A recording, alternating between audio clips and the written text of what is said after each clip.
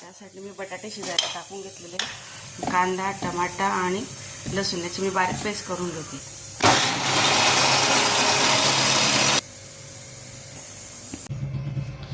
आपले बटाटे मस्तपैकी शिजून झालेले आहेत.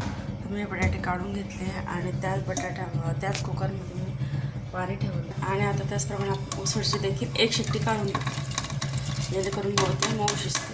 चला तर मी आता भाजी करून घेते. त्यासाठी मी इथं कढईमध्ये तेल ठेवलेले गरम व्हायला आणि त्यामध्ये मी मोहरी टाकलेली आहे, जिरे टाकलेले आणि जे आपण पेस्ट केले टोमॅटो कांदा आणि लसूणची ते टाकले. हा व्यवस्थित झालेला आहे. त्यामध्ये फक्त पाणी टाकते. आता याला आपण थोडी उकळी देऊया आणि मग नंतर मसाले टाकूया. त्याला तर आता याला छान आलेली आहे आणि आता आपण यात मसाला टाकून घेऊया. यात आपण वापरणार आहोत नेहमीचा आपला मसाला, गरम मसाला, तिखट आणि हळद.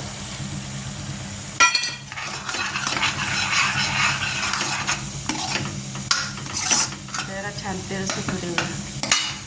आता आपली उसळ देखील व्यवस्थित शिजलेली आहे आणि आता ते आपण याच्यात टाकायची. त्यासाठी मी थोडं पीठ घेतले बाजरीचं, भाजून घेतलेलं आहे आणि ते आपण पाणी टाकून भाजीमध्ये टाकायचं, जेणेकरून भाजी घट्ट होईल.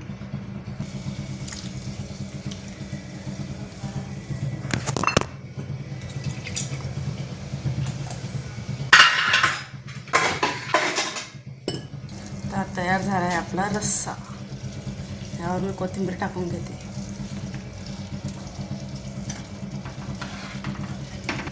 भाजीत आपलं मीठ राहिलेलं आहे ते मी आता टाकून घेते आणि आता छानपैकी उकळी द्यायची. मग तयार होईल आपला रस्सा. या ठिकाणी मी करते बटाट्याची भाजी. त्यासाठी मी कढईमध्ये प्रथम तेल टाकून घेतलेलं आहे आणि तेल चांगलं गरम झाले. त्यामध्ये टाकते जिरं, मोहरी आणि धने आणि बडीशोप हे बारीक कुटून घेतलेलं आहे. तुम्ही बघू शकताय कसं. लसूण, यानंतर टाकायचं आहे कांदा आणि मिरची.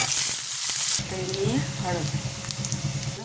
तयार झालेलं आहे. आता हे मी बटाटे जे काढले होते ते मी बारीक करून घेतलेले आहे ते यात टाकते आणि थोडं हिंग आणि मीठ, चवीनुसार मीठ टाकलेलं.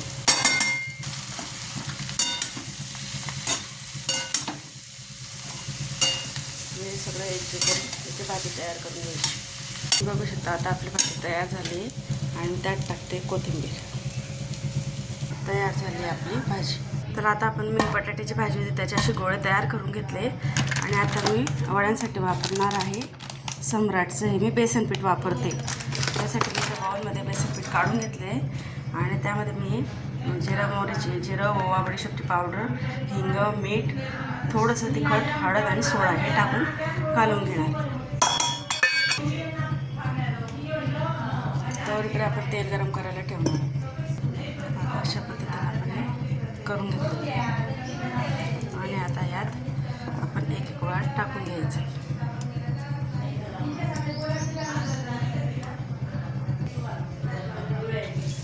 तेल देखील चांगलं गरम झालेलं आहे.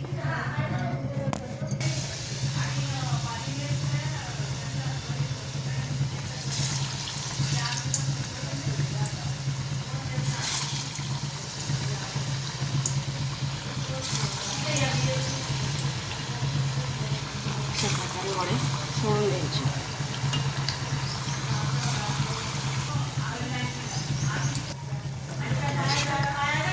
आणि आता आपण मंद आचेवर छानपैकी तळून घ्यायचे. दोन्ही बाजूला लालसर कलर आला पाहिजे. अशा प्रकारे आपल्याला सगळे वडे तळून घ्यायचे.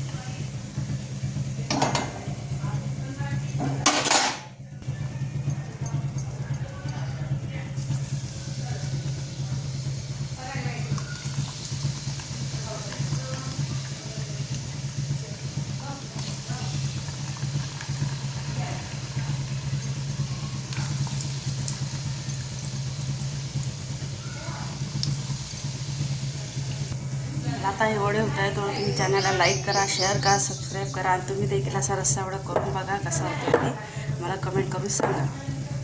तर आता आज मी खास निमित्त सांगते की रस्सा वडा का केला आहे, कारण आज आमच्या घरी भिशी ठेवलेली आहे आणि दरवेळेस बाहेरून आणण्यापेक्षा काहीतरी घरचं करावं म्हणून मी आता केलेलं आहे. आणि तो मी तुम्हाला दाखवते काय केलं ते. हे पहा, अशा प्रकारे मी प्लेटा सजवलेल्या आहेत. आणि आता यामध्ये आपल्याला टाकायचा आहे रस्सा. रस्सा देखील आपला झालेला आहे. मी आता प्लेटा तयार करते.